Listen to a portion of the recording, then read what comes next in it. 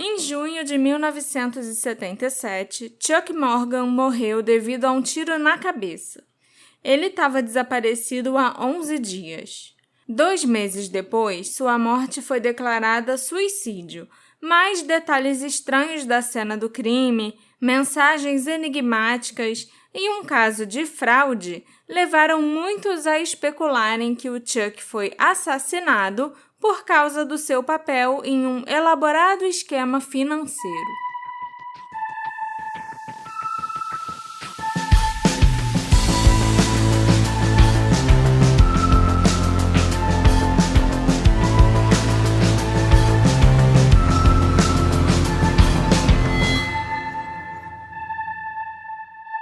Olá, ouvintes queridos! Sejam bem-vindos ao novo episódio do Detetive do Sofá. Eu sou a Marcela, a host desse podcast, e hoje a gente vai falar de um caso que é bem complexo e que, na verdade, não é nem só o caso do Chuck, mas são meio que 3 casos em um. Você vai entender mais pra frente, Alexandre. Ok, Marcela, mas antes eu queria avisar que aconteceu uma coisa que eu gosto muito. Um ouvinte surgiu e falou: Alexandre, fale isso para os seus apoiadores. Eu sempre gosto quando isso acontece, porque depois de mais de 100 episódios pedindo apoio, as nossas ideias vão acabando, né? Uhum. Mesmo que as ideias nunca foram tão boas em primeiro lugar. Mas então, muito obrigado. Fabiana Alexandre, tá aí, deve ser por isso que ela se compadeceu da minha situação. E eu queria passar o recado da Fabiana aqui. Caros ouvintes apaixonados por mistérios e casos verdadeiros de crime, como detetives do sofá, sabemos que vocês valorizam cada episódio cheio de suspense, investigação e reviravoltas que trazemos a vocês.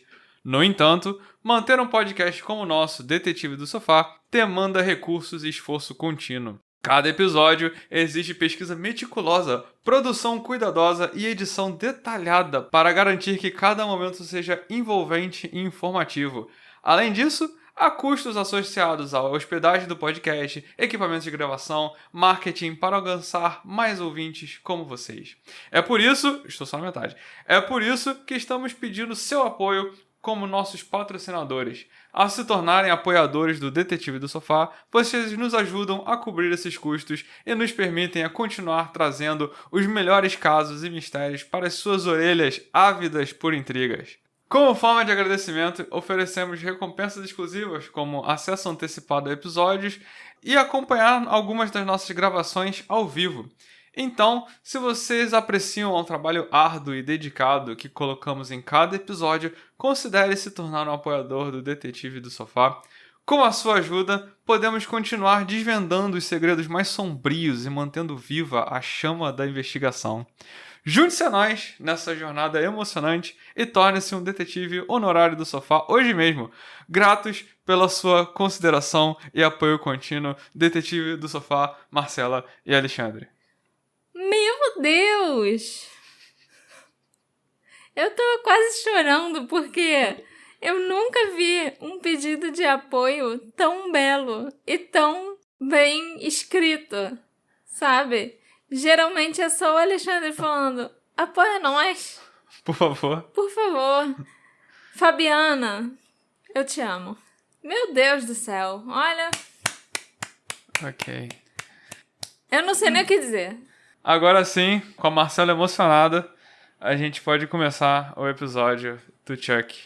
Chuck Morgan era um agente de garantia de 39 anos que residia em Tucson, no Arizona, com sua esposa Ruth e suas 4 filhas. Infelizmente, muito pouco se sabe sobre a vida do Chuck antes do seu desaparecimento e morte, mas ele parece ter vivido uma vida muito modesta com a sua família. Em março de 1977, o Chuck deixou as filhas na escola e foi trabalhar. Suas filhas foram as últimas pessoas a vê-lo naquele dia porque ele não chegou ao trabalho. Mas sua ausência só foi notada quando ele não voltou para casa no fim do dia.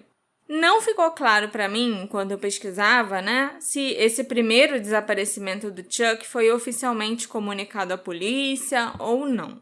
Mas, de qualquer forma, 3 dias depois, no dia 25 de março de 77, a esposa do Chuck, a Ruth, foi repentinamente acordada às 2 da manhã pelo latido do cachorro da família.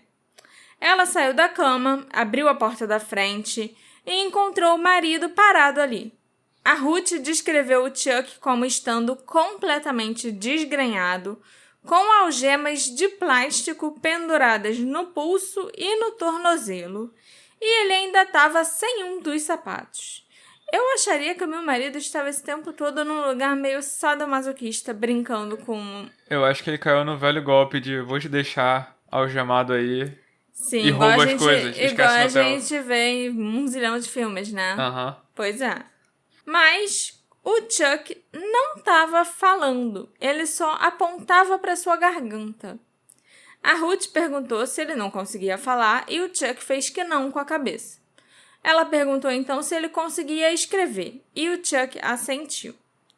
A Ruth então pegou uma caneta e um papel e entregou ao marido, que escreveu que uma droga alucinógena havia sido derramada em sua garganta, que poderia deixá-lo louco, destruir seu sistema nervoso ou até matá-lo. Por isso ele não conseguia falar. Ele também pediu a Ruth que mudasse o seu carro de lugar, para que ele não ficasse ali na entrada, porque o Chuck não queria que eles soubessem que o Chuck havia voltado para casa. É uma história muito doida. O Chuck disse para Ruth que ele foi sequestrado perto do aeroporto Sky Harbor, em Phoenix, onde ele foi mantido preso e torturado. A Ruth queria ligar para a polícia, lógico, e buscar ajuda médica para o marido. Mas o Chuck recusou, dizendo que isso seria a sentença de morte de toda a família. Quando a Ruth pressionou o marido sobre quem o estava ameaçando, ele disse que quanto menos ela soubesse, menor seria a probabilidade de alguém machucar a ela ou as filhas.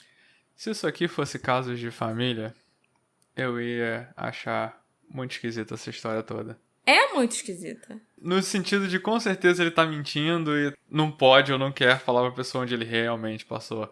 Mas como a gente tá num podcast de crimes, vai que... Sim, A Ruth finalmente concordou e cuidou ela mesma do Chuck até que ele recuperasse a saúde. Ele se comunicava com ela por meio de bilhetes e começou a insinuar que tinha uma identidade secreta como agente do governo federal. Num desses bilhetes, ele escreveu: "Eles levaram a minha identificação do Tesouro Nacional", e afirmou que trabalhava para eles há cerca de 2 a 3 anos. A Ruth afirmou que essa foi a primeira e única vez que ela ouviu qualquer menção ao Departamento do Tesouro Nacional, ou ao Chuck trabalhando para eles. À medida que o Chuck foi recuperando a voz, ele ficou cada vez mais paranoico. Ele começou a usar um colete à prova de balas, ele não saía de casa, inclusive, sem um colete à prova de balas, e carregava uma arma consigo o tempo todo. Ele deixou crescer a barba também para tentar se disfarçar e se recusava a deixar as filhas saírem sozinhas. Era ele quem levava e buscava as 4 meninas na escola quase todos os dias, pessoalmente, ele ou a Ruth. O Chuck ainda disse para o pai dele que caso algo acontecesse com ele deixaria uma carta explicando tudo, inclusive quem foi o responsável. 2 meses depois, em 7 de junho de 77, o Chuck desapareceu novamente. Na manhã do seu desaparecimento, foi a Ruth quem levou as meninas para a escola, enquanto Chuck ia para o trabalho. No fim da tarde, o Chuck ligou para o seu escritório de um telefone público no centro da cidade, indicando que chegaria em cerca de 30 minutos, mas ele não apareceu. Ele também estava planejando participar de uma reunião da maçonaria naquela noite, mas não compareceu. 9 dias depois, em 14 de junho, a Ruth recebeu um telefonema de uma mulher não identificada, que apenas se referia a si mesma como olhos verdes, ou green eyes em inglês. A mulher perguntou por Ruth. E quando Ruth respondeu que era ela própria quem estava falando, a mulher disse: Chuck está bem. Eclesiastes 12, 1-8. Depois de dizer isso, a mulher desligou. Mas rapidinho, esse desaparecimento, ela falou pra polícia? Falou. Esse foi relatado porque ele durou mais também, né? Aham. E o Entendeu? que é o Eclesiastes? Eclesiastes 12, de 1-8, se refere a uma passagem da Bíblia, no livro de Eclesiastes, capítulo 12, versículos de 1-8. E essa passagem diz o seguinte: Lembra-te do teu Criador nos dias da tua adolescência, antes que venham os dias maus e cheguem os anos dos quais dirás: Não sinto neles prazer nenhum, antes que se obscureçam o sol e a luz, a lua e as estrelas, e tornem a vir as nuvens e depois a chuva. Dia em que tremem os guardas da casa, em que se curvam os homens vigorosos e param as mulheres de moer, por serem poucas. E em que perdem o seu brilho as que olham pela janela. Quando se fecham as portas que dão para a rua e enfraquece o ruído do moinho. Quando se acorda ao cantar do pássaro e emudecem as melodias. Então tem-se medo da subida, tem-se sobressaltos na caminhada. Enquanto a amendoeira floresce, o gafanhoto engorda e o fruto da alcaparra estala, enquanto o homem se encaminha à sua casa da eternidade e as carpideiras já se agitam lá fora. Antes que se rompa o fio de prata e se parta a taça dourada, e o cântaro se quebre na fonte e a roldana arrebente o poço. Antes que o pó volte à terra como era, e que o sopro volte a Deus que o concedeu. Isso quer dizer alguma coisa? Olha, não sou uma estudiosa da Bíblia, nunca tinha lido ou conhecido esse trecho, mas sei lá, me parece que é algo como alguém se preparando para a morte, sabe? Que tem a ver com morte, que tem a ver com o final, sabe? Voltar ao pó e Entendi. o homem se encaminhar para a sua casa da eternidade e tal. Porque... Mas assim, eu não... Pode ser qualquer coisa. Sei lá. Pra ser bem sincero, assim que começa a ler um negócio de Bíblia, eu não sei porque meu cérebro desliga e eu não consigo absorver ou entender nada do que tá sendo falado. Assim, é uma leitura muito difícil, porque esse trecho específico, né, o capítulo 12, porque isso aqui não é só o versículo de 1-8, não é só o início do capítulo 12, é praticamente o capítulo 12 inteiro. Eu peguei a minha Bíblia para transcrever, né, então por isso que eu notei. Mas é difícil porque não tem ponto, entende? Você tá vendo aí o trecho escrito exatamente como tá lá na Bíblia, e assim, é só um monte de vírgula ou ponto e vírgula. Então você não sabe para onde você tá indo enquanto você lê.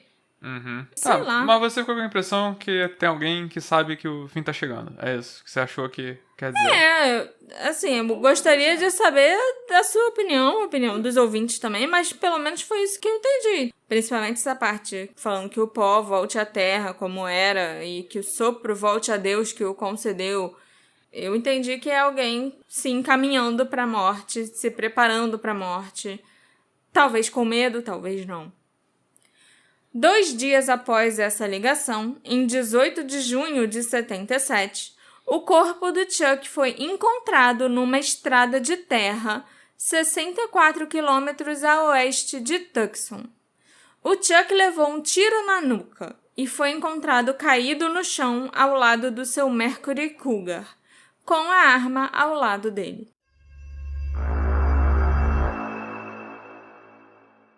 Os itens encontrados dentro do carro e ao redor do corpo do Chuck eram bastante incomuns. Ele ainda usava o colete à prova de balas, que ele insistia em usar desde o seu primeiro desaparecimento ou sequestro, eu não sei como chamar exatamente. E também usava o coldre junto com o cinto, que tinha uma faca escondida na fivela. Uma nota de $2 com um mapa desenhado no verso foi encontrada presa na cueca do Chuck. Na frente dessa nota havia 7 sobrenomes espanhóis escritos: Acevedo, Bejarano, Cayero, Duarte, Encinas, Fuente e Gradilhas. Além desses nomes, também estava escrito Eclesiastes 12 na parte de cima da nota. E 2 setas apontavam para os números 1 e 8 no código de série da nota. Já o mapa no verso da nota era da região fronteiriça e levava às cidades de Robles Junction e Salacity, uma área entre Tucson e o México, conhecida por ser o local onde as grandes famílias de mafiosos e crime organizado se instalaram nos últimos anos. Havia um ferimento de bala na nuca do Chuck. A bala percorreu todo o caminho e se acomodou entre os seus dentes. Ele havia sido baleado com a sua própria Magnum calibre .357, que foi encontrada nas proximidades, completamente desprovida de quaisquer impressões digitais. O que é estranho, né? Já que a arma era do Chuck, então ele devia manusear a arma com frequência. Pelo menos tirar e botar no coldre quando ele ia sair de casa ou algo assim. Mas não tinha nem a impressão dele na arma. Uhum. Dentro de seu carro, os investigadores do gabinete do xerife do condado de Pima encontraram muita munição, assim como várias outras armas e vários conjuntos de algemas. Ainda mais bizarro, um dos próprios dentes do Chuck foi encontrado embrulhado num lenço de papel no banco de trás do carro, bem como um par de óculos de sol que, segundo a esposa, não lhe pertenciam. Também dentro do veículo havia um bilhete contendo instruções escritas à mão que indicavam como chegar ao local onde o corpo do Chuck foi encontrado. A caligrafia foi posteriormente confirmada como sendo dele próprio. Os legistas disseram que o Chuck estava morto há apenas 12 horas quando ele foi encontrado, o que levou à questão de onde o Chuck esteve entre o dia que ele desapareceu, dia 7 de junho, e o dia que seu corpo foi encontrado, dia 16 de junho. Estranhamente, não foram encontradas impressões digitais no local, nem na arma, nem no carro, nem em lugar nenhum. Mas nas mãos do Chuck foram encontrados resíduos de pólvora. A polícia investigou e descobriu que o Chuck foi visto em vários restaurantes e motéis no lado oeste de Tucson após seu desaparecimento e antes da sua morte. 2 dias após terem encontrado o corpo do Chuck, uma mulher ligou para o departamento do xerife do condado de Pima. Era a Olhos Verdes, Green Eyes, a mesma mulher que tinha ligado para Ruth alguns dias antes. Olhos Verdes disse que Chuck foi encontrá-la num motel local pouco antes de morrer. No motel, ele tinha mostrado a ela uma maleta contendo milhares de dólares em dinheiro e dito que ele ia usar aquele dinheiro para subornar um assassino que tinha sido contratado para matá-lo. O Chuck ainda disse para a mulher que havia um contrato com esse assassino de $90.000 contra a sua vida. E o valor do contrato aumentava $5.000 a cada dia que passava. O que não faz sentido, porque quanto mais tempo o cara levasse para matar o Chuck, então mais dinheiro ele ia ganhar. Se fosse diminuindo a cada dia que passasse, o cara ia querer matar mais rápido para ganhar mais dinheiro. E é um contrato com... Entende? Pelo que ele falou, é um contrato com assassino só. Não é a situação do John Wick. Sim, eu pensei no John Wick na hora, mas não me parece ser isso, né? Porque ele parecia que tinha conhecido esse assassino e que, tipo, tinha negociado com ele, talvez. Porque no caso do John Wick é tipo uma recompensa. Não é um contrato, é uma recompensa e quem chegar primeiro leva. É. A polícia conseguiu corroborar parte da história da Olhos Verdes, encontrando imagens de câmeras de segurança que mostravam Chuck encontrando uma mulher não identificada. Foi determinado que ele havia se registrado num motel na zona sul de Tucson e se encontrado com essa mulher várias vezes entre o seu desaparecimento e a sua morte. Claro que a possibilidade de um caso extraconjugal foi levantada, mas a Ruth negou veementemente, afirmando que o Chuck era extremamente leal a ela. Não está claro se a Olhos Verdes foi identificada pela polícia, mas se assim for, o seu nome nunca foi divulgado publicamente. Eu, Alexandre, a partir de hoje eu quero ser conhecida como Olhos Acinzentados, tá bom? Eu vou continuar chamando de Amor, que é mais rápido. Só porque é mais rápido? Que triste isso. Ok. Apesar dessa informação adicional dada pela mulher, o caso foi encerrado em 10 de agosto de 77, com a causa oficial da morte sendo determinada como suicídio. Um funcionário do departamento do xerife do condado de Pima declarou: "Não encontramos nenhuma evidência de que alguém tenha participado da morte de Chuck Morgan, exceto ele mesmo." Tanto a sua esposa Ruth quanto o jornalista Don Devereux duvidaram dessa declaração, com o Don afirmando: "Nunca vi, em todos os meus anos como jornalista, um sujeito sair para o deserto usando um colete à prova de balas e atirar na parte de trás da própria cabeça." O que faz todo sentido. Eu não tinha pensado no colete à Se prova. o homem estava com um colete à prova de balas, é porque ele não queria levar um tiro. Após a morte do Chuck Morgan, o seu advogado, Ronald Newman, confirmou que o Chuck era uma testemunha secreta numa extensa investigação de fraude fundiária e que ele havia testemunhado sobre as negociações internas do Banco Internacional do Arizona e de um de seus ex-diretores, chamado David Cali. O advogado alegou também que o depoimento do Chuck foi gravado em maio de 77, cerca de um mês antes da sua morte. O procurador-geral do estado do Arizona, na época, chamado Bruce Babbitt, confirmou que eles estavam conduzindo uma investigação e que o Chuck Morgan havia sido chamado para testemunhar sobre negociações internas no banco, sobre as quais ele sabia, mas nas quais ele não estava envolvido. Quem estava comandando essa investigação era o Serviço Secreto Americano. Caraca. Para quem não sabe, em 5 de julho de 1865, o Serviço Secreto dos Estados Unidos foi formado para capturar falsificadores. Em 1867, a missão do Serviço Secreto se ampliou para detectar pessoas que cometem fraudes contra o governo. O Serviço Secreto fez parte do Departamento do Tesouro Nacional até 2003 e hoje em dia ele faz parte do Departamento de Segurança Interna. Então, por isso que nessa época, em 77, o Serviço Secreto estava investigando porque ele ainda fazia parte do Departamento do Tesouro. Pra mim era só os caras de terno que protegiam o presidente. Hoje em dia, sim. No momento da morte do Chuck, o Arizona era o único estado que permitia a propriedade cega de bens imóveis.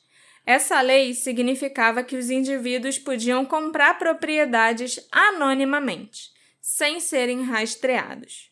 Um agente de custódia, como o Chuck Morgan, era a única pessoa que conheceria a identidade de um proprietário em situações como essa. Na época da sua morte, o Chuck era conhecido por fazer trabalhos de custódia para 2 supostos grupos de crime organizado, a família Ned Warren e a família Joe Bonanno. Na década de 70, os mafiosos estabeleceram o Arizona como um canal para narcóticos e lavagem de dinheiro. Essa lei de propriedade cega já mencionada permitia que eles comprassem terrenos e propriedades nas quais podiam lavar dinheiro sabendo que não seriam rastreados. O Don Devereux, o jornalista que investigou a morte do Chuck após o caso dele ser exibido no Unsolved Mysteries em 1990, soube que o Chuck estava envolvido em lavagem de dinheiro relacionada à sua empresa de custódia. Ele também esteve envolvido em transações de ouro e platina. A maior parte do ouro veio do Sudeste Asiático, no final da Guerra do Vietnã. O jornalista também descobriu que o Chuck mantinha registros duplicados de todas essas transações ilícitas. Ele declarou que o Chuck estava próximo de alguns grandes grupos do crime organizado no Arizona naquela época. Foi muito fácil perder a cabeça e suspeito que, ao longo dos anos, Chuck esteve nesse tipo de situação. Ele estava fazendo talvez mais de $1 bilhão em trabalhos de custódia em ouro e platina. Essas eram transações que provavelmente só existiam no papel. Pouco depois da morte do Chuck, seu carro apreendido foi arrombado enquanto estava em poder da polícia. Na mesma época, seu escritório também foi saqueado. E 2 semanas depois da morte do Chuck, 2 homens que afirmavam ser agentes do FBI apareceram no endereço da Ruth Morgan, alegando que precisavam revistar a propriedade. A Ruth afirmou que eles reviraram a casa e pareciam estar procurando por algo específico que não encontraram. Posteriormente, após a Lei de Acesso à Informação ter sido criada, o Don Devereux enviou uma solicitação ao FBI na tentativa de identificar esses agentes que estiveram na casa da Ruth. Mas o FBI alegou não ter nem conhecimento do caso do Chuck Morgan, muito menos ter enviado agentes na casa da Ruth. Talvez dando credibilidade à ideia de que o Chuck foi silenciado, um crime semelhante ocorreu em torno da exibição do episódio do Unsolved Mysteries, que expôs a maior parte da atividade criminosa do Chuck Morgan. Doug Johnston era um homem de 35 anos que morava em Phoenix, no Arizona, em maio de 1990. Ele havia acabado de terminar os estudos e tinha conseguido um novo emprego numa empresa local de computação gráfica, o que o deixou muito entusiasmado. O Doug tinha uma esposa chamada Denise e uma filha de 10 anos chamada Amber, e ele era descrito como um homem de família, um marido e pai amoroso e alguém muito próximo da sua família e seus amigos. As pessoas mais próximas a ele o descreveram como o homem mais feliz do mundo. O Doug tinha se formado recentemente na ITT e ele quis estudar e mudar de carreira para dar uma vida melhor para Amber e para Denise. Antes dessa mudança de carreira, entrando no mundo da computação gráfica, o Doug trabalhava duro como motorista de empilhadeira num armazém de alimentos. Na noite de segunda-feira, 14 de maio de 1990, às 23 horas, o Doug chegou ao seu novo local de trabalho. Assim que chegou, ele estacionou e ficou sentado dentro do seu carro, um Toyota 1977, que ele tinha comprado recentemente por $200. O Doug tomou um gole de uma lata de Mountain Dew ouvindo música nos fones de ouvido da filha, antes de desligar a ignição e os faróis do carro. Mas ele nunca conseguiu entrar para trabalhar no turno programado. 1 hora depois, o Doug foi encontrado morto dentro do seu veículo. Ele havia levado um tiro atrás da orelha esquerda, a uma distância de pelo menos 30 centímetros. Ele estava caído sobre o volante, sentado numa poça de sangue, com os fones de ouvido ainda na cabeça e a música tocando. Os investigadores presentes inicialmente presumiram que se tratava de suicídio. Lógico, né? Tudo é suicídio. Mesmo depois deles encontrarem a arma a uma certa distância no estacionamento, não estava nem dentro do carro, e ainda estava sem impressões digitais. Era como se o Doug tivesse limpado a arma e jogado ela pela janela do carro depois de morrer. Também não havia resíduo de pólvora nas mãos do Doug, sem contar que ele era destro, mas ele levou um tiro do lado esquerdo da cabeça. Amigos e familiares negaram veementemente que a morte do Doug tenha sido causada por suicídio. Eles acreditam sinceramente que ele foi assassinado e a cena certamente deu credibilidade a esse pensamento. Eles sentiram que o Doug estava muito feliz no momento da sua morte, entusiasmado com as suas realizações ao se formar e motivado para começar o seu novo trabalho.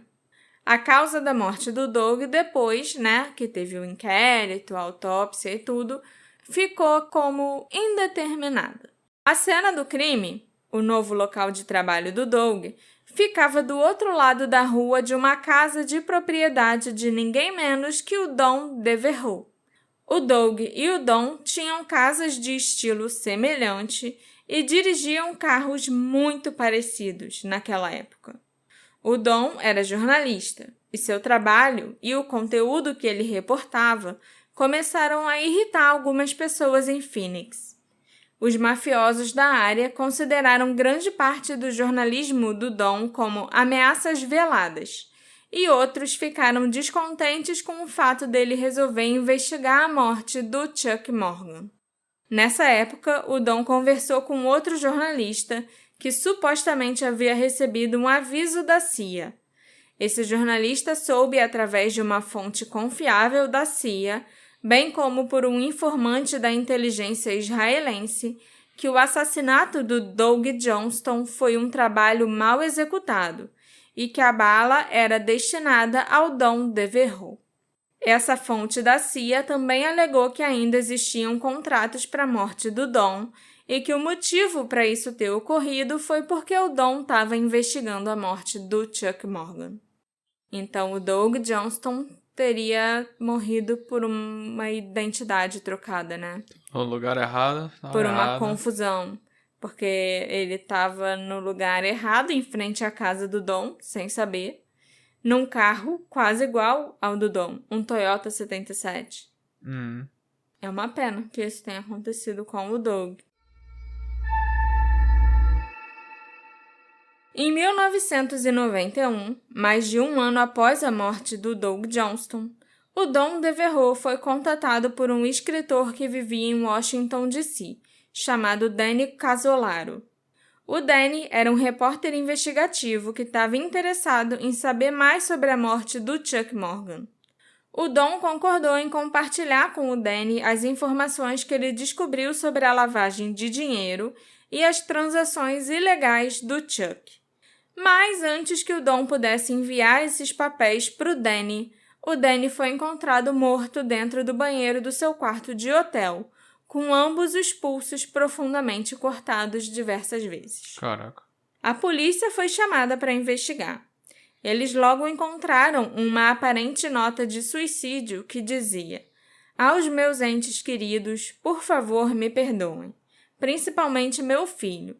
E seja compreensivo, Deus vai me deixar entrar." Na banheira encontraram uma lâmina de barbear. Foi determinado que os pulsos do Danny foram cortados 12 vezes. Houve 8 cortes no pulso esquerdo e 4 no direito. Um dos cortes foi profundo o suficiente para romper um tendão. Os investigadores encontraram sua carteira com cartões de crédito e dinheiro ainda em seu quarto. Parecia não haver sinais de entrada forçada ou luta. Como resultado, eles consideraram sua morte um suicídio. E, por razões desconhecidas, a sua família não foi notificada da sua morte por 2 dias. Quando o irmão do Danny, que se chamava Tony, finalmente foi contatado pela polícia, ele ficou chocado ao saber sobre a data da morte na notificação. Ele perguntou sobre os documentos do Danny, sobre a sua investigação e seu trabalho de pesquisa, mas o policial não sabia nada sobre isso. Os papéis que o Danny tinha consigo incluíam centenas de notas e documentos da sua investigação de 1 ano, mas eles misteriosamente nunca foram encontrados. A família do Danny também notou que ele tinha muito medo de exames de sangue e de agulhas, e por isso eles achavam que seria improvável que ele cometesse suicídio cortando os pulsos. Poucos dias antes da sua morte, ele disse a vários amigos que estava perto de divulgar a história que ele vinha investigando. Tudo começou como uma investigação sobre um roubo de software de computador que rapidamente se transformou numa investigação de corrupção governamental e que supostamente implicava funcionários do Departamento de Justiça dos Estados Unidos. A sua investigação começou em agosto de 1990, quando o Danny entrevistou Bill e Nancy Hamilton, proprietários de uma empresa de software chamada Inslaw. Eles desenvolveram um programa poderoso chamado Promise, que supostamente revolucionou o gerenciamento de informações para as agências de investigação americanas. Em 1980, o Departamento de Justiça dos Estados Unidos comprou o Promise para lidar com os seus milhões de arquivos de casos. Inicialmente, o software funcionou bem para o departamento, mas durante o segundo ano do contrato de 3 anos, o Departamento de Justiça começou a reter pagamentos ao Inslaw. Isso acabou levando a empresa a pedir falência. O Bill e a Nancy descobriram depois que o governo canadense havia adquirido o Promise, apesar deles não terem vendido o software para o Canadá. O Bill e a Nancy então conversaram com Michael Riconosciuto, que afirmou ter trabalhado com a CIA em vários projetos ultrasecretos. Ele alegou que pessoas envolvidas em operações secretas na América do Sul e no Oriente Médio distribuíram o Promise. E ele também afirmou que o dinheiro recebido com a venda foi usado para financiar outras operações secretas. Lembrando que provavelmente nessa época você passar um programa de computador era só dar um CD, né? Só dar um disquete. Não tem proteção contra cópia, nem nada. E você vai pensar que, você está vendendo para o Departamento de Justiça, então eles não vão fazer nada ilegal com o seu software. Muito pelo contrário. A empresa Inslaw acusou o Departamento de Justiça dos Estados Unidos de roubar o Promise e de instalar backdoors nos quais o governo americano poderia espionar não apenas os seus cidadãos, mas outros governos estrangeiros. Após meses de investigação, o Danny Casolaro acreditava ter descoberto uma rede desagradável de autoridades americanas, membros da máfia e agentes da inteligência. Ele chamou essa rede de O Polvo, Octopus, E alegou que ela estava por trás de vários escândalos da década de 80, além de estarem envolvidos com lavagem de dinheiro. Uma semana antes da sua morte, o Danny disse ao seu irmão Tony que recebia ameaças de morte frequentes. Isso foi confirmado pela governanta do Danny, que depois que ele viajou para Washington, para se encontrar com informantes e tal, ela atendeu umas 5 ou 6 ligações diferentes de pessoas ameaçando o patrão dela. O Danny também disse que, se ele morresse, o Tony não deveria acreditar que foi um acidente. Em 8 de agosto de 91, o Danny chegou a Martinsburg com diversas pastas, planejando se encontrar com informantes e concluir a sua investigação. Ele alegou estar monitorando as finanças do Polvo e acreditava que um dos seus novos contatos forneceria novas evidências. Provavelmente um desses novos contatos era o Don Devereux e que forneceria evidências sobre a lavagem de dinheiro conduzida pelo Chuck Morgan desde 77, desde os anos 70. Os últimos avistamentos conhecidos do Danny ocorreram um dia antes da sua morte, quando ele foi visto comendo num Pizza Hut em Martinsburg, onde ele disse a uma das garçonetes que gostava dos olhos dela. Ele então se encontrou com um engenheiro chamado William Turner, ex-funcionário de uma empresa contratada pelo Departamento de Defesa americano, no Hotel Sheraton por volta das 2:30 da tarde. Segundo o William Turner, ele entregou ao Danny documentos descrevendo a corrupção que o Danny acreditava estar ligada ao Polvo. Testemunhas relataram terem visto o Danny passando as próximas horas num restaurante, onde um barman disse que ele parecia solitário e pensativo. Também houve relatos de que o Danny foi visto no Heatherfields, que era o salão de coquetéis do Sheraton, por volta das 17 horas com um homem iraniano. Por volta das 17h30, o Danny conheceu Mike Looney, que estava hospedado no quarto ao lado do quarto do Danny. Os dois conversaram primeiro por volta das 17h30 e depois novamente às 20 horas. O Mike afirmou que o Danny estava esperando para encontrar um contato que lhe daria informações para resolver um grande caso. E o Danny deveria se encontrar com esse contato por volta das 21 horas. O Danny pediu licença brevemente para fazer um telefonema, e ao retornar, ele disse para o Mike que o contato poderia tê-lo dispensado. Danny e Mike continuariam conversando até 21h30 antes de se separarem. O Danny foi visto vivo pela última vez por volta das 22 horas comprando café numa loja de conveniência. Devido às controvérsias em torno da morte do Danny, as autoridades da Virgínia Ocidental convocaram um inquérito formal, que incluiu uma autópsia completa. O irmão dele, Tony, afirmou que o Danny foi embalsamado sem a permissão da família. A autópsia confirmou que o sangramento dos cortes no pulso foi a causa da morte, e também sugeriu que ele não estava sozinho naquele momento. Especificamente, havia um hematoma no seu braço e outro na sua cabeça, e além disso, faltavam as pontas de 3 unhas. Era como se tivessem tentado arrancar 3 unhas do Danny.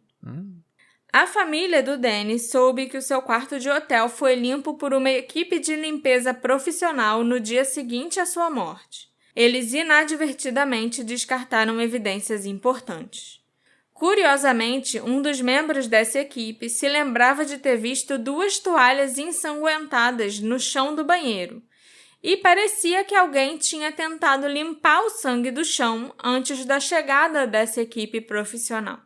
Além disso, houve declarações conflitantes em relação a uma pasta que o Danny possuía e que continha todos os arquivos, notas e documentos que ele obteve sobre a conspiração do Polvo. O funcionário da recepção do hotel se lembra de ver o Danny carregando uma pasta marrom, mas nenhuma pasta foi encontrada quando a cena do crime foi analisada. E isso é outro indício de que outra pessoa pode ter estado no quarto durante a morte do Danny e levou essa pasta. Algo estranho também aconteceu no funeral do Danny. Durante o enterro, um oficial militar altamente condecorado apareceu e colocou uma medalha em seu caixão. Ninguém sabe quem ele era ou que ligação ele poderia ter com esse caso. A família do Danny e muitos outros estão convencidos de que a sua investigação sobre o Winslow e o Departamento de Justiça levou à sua morte. O jornalista Don Devereux acredita que as mesmas pessoas envolvidas nas atividades ilegais da década de 70 ainda estão por aí, e eles talvez tenham silenciado Chuck Morgan e Danny Casolaro. A morte do Danny foi considerada suicídio, mas o Don acreditava firmemente que ele tinha sido assassinado devido à sua pesquisa sobre o caso Chuck Morgan. Assim, eu falei bastante da morte do Danny, mas isso é só a pontinha do iceberg, entendeu? Dá para fazer um episódio inteiro sobre o caso do Danny Casolaro, que é muito complexo e ainda dá para ir muito mais fundo do que eu fui, entendeu? Foram publicados desde então alguns livros sobre o que aconteceu com o Danny, sobre o que o Danny estava investigando. Então, assim, parece uma teoria da conspiração maluca, mas tem um pezinho ali na realidade, tem coisas comprovadas e estranhas que aconteceram na época que parecem ter sido financiadas, sim, por um grupo que tinha interesses particulares, sabe? Existem várias teorias relacionadas à morte do Chuck Morgan. As 2 principais são que ou ele de fato tirou a própria vida depois de sofrer problemas de saúde mental e delírios, ou que ele estava de fato envolvido com a máfia e trabalhando para o governo, e um assassino acabou o matando. O Dom acredita na segunda teoria, afirmando que há uma grande probabilidade de que o Sr. Morgan estivesse de fato fazendo algo com o governo. Acho que esse era um cara extremamente ingênuo em relação a muitas coisas. Acho que alguém estragou o seu disfarce e ele foi morto. Entendeu? Tipo, trabalhando como um informante, talvez. Uhum. A primeira teoria é que a morte do Chuck foi realmente um suicídio. Havia pólvora, né? Vestígios de pólvora em sua mão, e a arma, o que foi usada para balear o Chuck, era a própria arma dele. Mas o Chuck era destro, e a pólvora e os resíduos estavam na sua mão esquerda. Não faz sentido para ele usar a mão esquerda para atirar na nuca e muito menos usar uma posição tão estranha para se matar. Além disso, tem algumas coisas na cena do crime que sugerem a presença de outra pessoa, como o dente do Chuck, o par de óculos escuros que não pertenciam a ele e aquela nota de $2 cheias de, talvez, códigos secretos e tal. Isso sem contar que o homem atirou em si mesmo enquanto usava um colete à prova de balas? O que para mim não faz o menor sentido. A segunda teoria é que o Chuck teria sido morto por estar trabalhando para o serviço secreto. Claro que o Chuck não era um agente, né, oficial do serviço secreto, mas ele poderia estar trabalhando como um informante, e é possível que isso tenha levado ao seu assassinato. O Chuck supostamente fez trabalhos de custódia para famílias do crime organizado. E pouco antes da sua morte, ele também testemunhou numa investigação estatal secreta sobre atividades ilegais em ambos os lados da fronteira Arizona-México. Ele foi uma testemunha relutante do gabinete do Procurador-Geral do Arizona no interrogatório sobre as atividades de um banco, agora já fechado, em Tucson. Então, será que o Chuck estaria aludindo a esse caso, né, em que ele foi testemunha, ou ao trabalho que ele poderia estar executando como informante, quando ele disse para a esposa que estava disfarçado no Departamento do Tesouro? A terceira teoria é que o Chuck pode ter sido assassinado devido a outras atividades ilícitas. 2 dias após a morte do Chuck, a mulher, que se autodenominava Olhos Verdes, ligou para o departamento do xerife e afirmou ser a mesma mulher que tinha contatado a esposa do Chuck antes.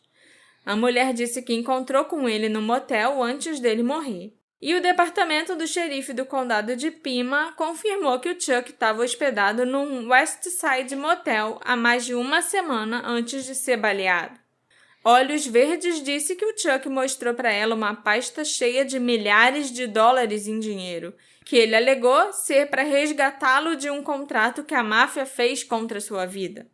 O assassino de aluguel teria contado sobre esse contrato ao Chuck, que arranjou dinheiro para subornar o assassino.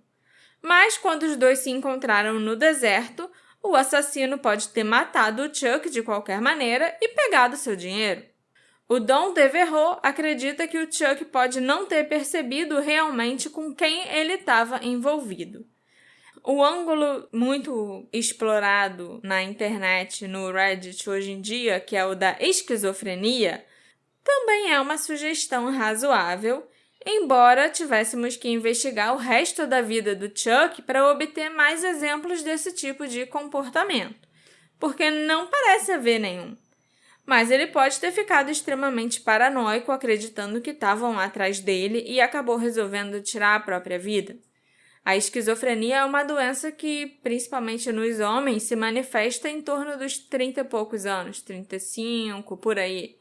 E é a faixa etária do Chuck. Mas eu, pessoalmente, não acredito que ele fosse esquizofrênico nem nada disso. Paranoico, com certeza, mas esquizofrênico, não.